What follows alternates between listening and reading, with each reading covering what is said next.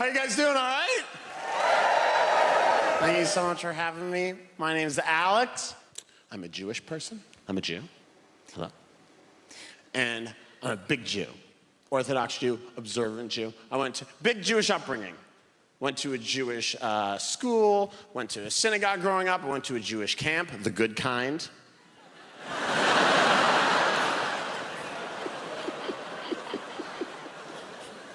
I remember the first time I was aware of being Jewish. I should have been aware like 8 days in, but you're not really around when they... I was at a children's birthday party, and not for my circumcision, I mean like a different time. That would be an awful children's birthday party. If your kid came home and you're like, how was the party? And he was like, there was the worst magician I've ever seen. And the goodie bags were fucked. I was at a children's birthday party. I'm like 5 or 6 years old, and I reached for a slice of pizza that had some sausage on it, and my grandfather was there, and he slapped my hand away, and he said, you can't have that, we're Jewish.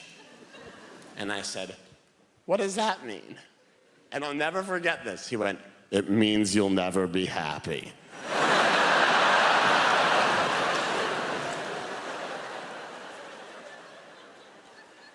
And I said, what? And he said, yeah.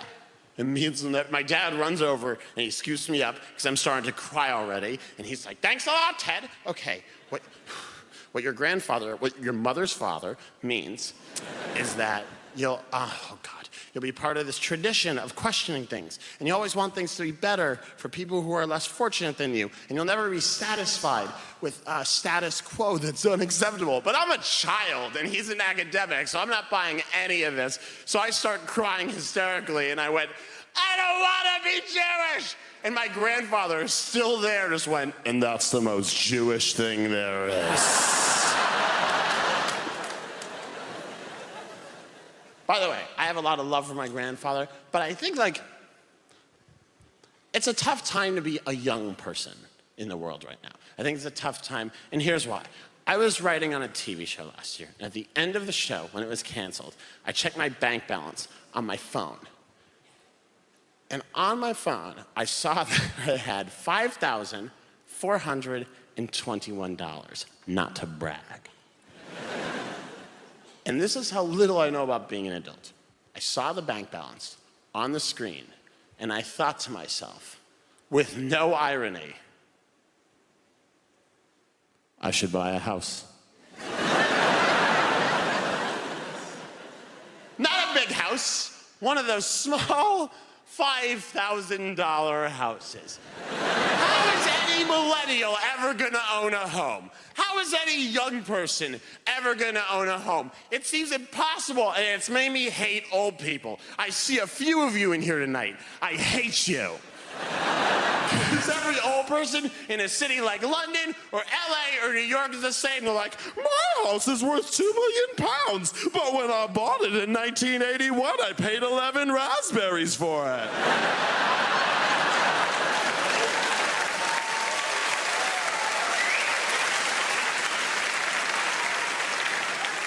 And every young person's like, I have 9 roommates. One of those a dog with rabies. We'd love to get him out, but his name is on the lease. And every old person's like, I'm a librarian with a country home in the Cotswolds. Go fuck yourself. And then there's criticism of young people. They're like, young people live on their phones. It's the only place we can afford to live.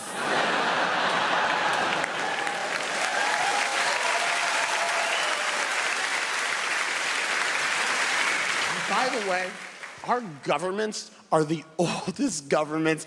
Like, the US government has the 3rd oldest government in the world. It's Croatia, Mozambique, the United States, and the UK is 9th. The average age of a US politician is dead.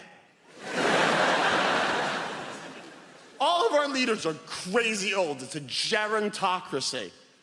John McCain died last year, the guy who ran for president against Obama the first time, and people were like, what a tragedy. What? You're like, what a tragedy. Gone too soon. No, he should have died 25 years ago. John McCain, when he ran for president, was the oldest man who ever lived. I'm not kidding, look it up. He's the oldest man who ever lived. Everyone he went to high school with was killed when the meteor hit. John McCain is in the Bible. If you open up to the second page of the Bible, there's McCain killing his brother McAbel. He's crazy old. I can't enjoy certain television shows. Like, I was watching SpongeBob SquarePants with a younger cousin, 2 years younger. We love the classics. And I'm getting angrier and angrier because I'm watching SpongeBob and I'm thinking, this sponge owns his own pineapple? This sponge owns a 2-story pineapple? Oh, he must be a banker. He's not a banker. He works in a fast food restaurant. And his neighbor works with him in the restaurant, lives in an Easter Island head. That's a listed building. There's no way he can afford that. The biggest pride and joy in my life is my baby. I adopted an elephant a couple of years ago. And it's a 1-bedroom, so it's a tight squeeze. But I love this elephant so much. Her name is Asampu. She's 5 years old. She lives on the David Sheldrick Wildlife Trust in Kenya. And I care about this elephant more than anything else in my life. I get weekly emails, and the email 2 weeks ago was that Asampu was being bullied. And I swear to God, I had the thought, am I gonna need to go down there? And my friends will show me photos of their kids and talk about their kids. And with no self-awareness, I will pull out photos of Asampu. My friend was like, look, this is Gabriel. Gabriel's just like, read a whole book on his own. And I was like, oh, this is Asampu. She can crush Gabriel's skull with a flick of her trunk. And a couple weeks ago, a friend was like, do you know Edie just lost her first tooth? And I was like, oh, really? And she's like, yeah. Edie got $5 from the tooth fairy. And I was like, do you have any idea how much Asampu's teeth are worth? By the way, here's why I love the UK, and I've come here on and off for 5 years, and it's the place I started making a living as a comedian, and it's the place that I consider a second home. And I really love hearing some really nice things have happened to me here. The best thing that ever happened to me in London is I bought a pair of shoes on Oxford Street. Here's why it was cool. So I have one foot that's a size 12, and I have one foot that's a size 10.5. And that is some distance. And I always have to buy size 12s, because you can't buy the size 10.5s and pray. So I buy the size 12s, and one foot fits, and the other foot rattles around like a widow in a big house. And I walk into this store on Oxford Street. I need new shoes. And I explain the situation, and this guy behind the till just went, oh, that's okay. We'll sell you one shoe that's a size 12 and one shoe that's a size 10.5. And I started to cry in a men's shoe store. And you could see him, because he's British, so comfortable with emotion. He was like, oh, no, no, no, no. It's not that big a deal. And I'm like, it is a big deal. I've always felt different. Thank you so much. He just goes, oh, it's fine, it's fine. And he's ringing me up.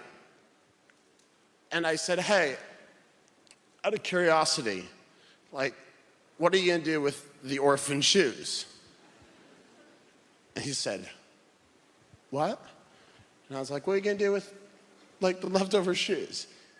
And he genuinely said, oh, we'll hold on to them, just in case someone with the exact opposite situation comes into the shoe store. And I was like, if that happens, you give that guy my number. Because we are buying shoes together for the rest of our lives.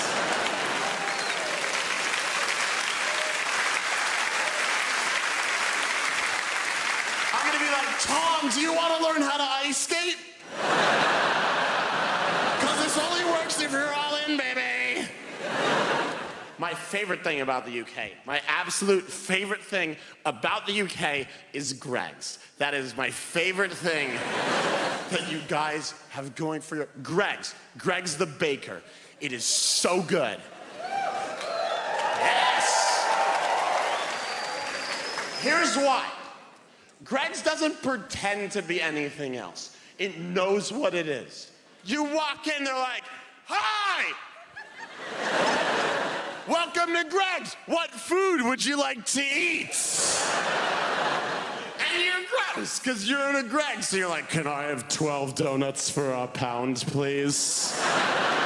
You're like, yeah, do you want a Diet Coke with that? It is breakfast. Here's how Greggs got started. Someone kicked in the door to a board meeting and was like, hey, everybody. Hey, idiots.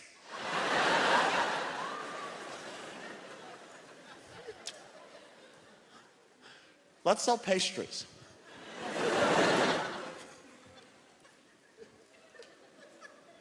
But not good pastries.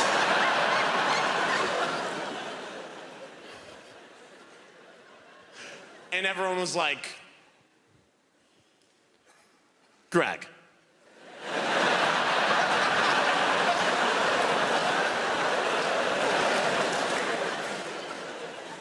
No one's gonna buy crap pastry. And he's like, we'll see about that. I'll build an empire! And he did, and it's a masterpiece. And you're the same as the people who work there. You're unhappy, they're unhappy. You're gross, they're gross. You're not wearing gloves, they're not wearing gloves.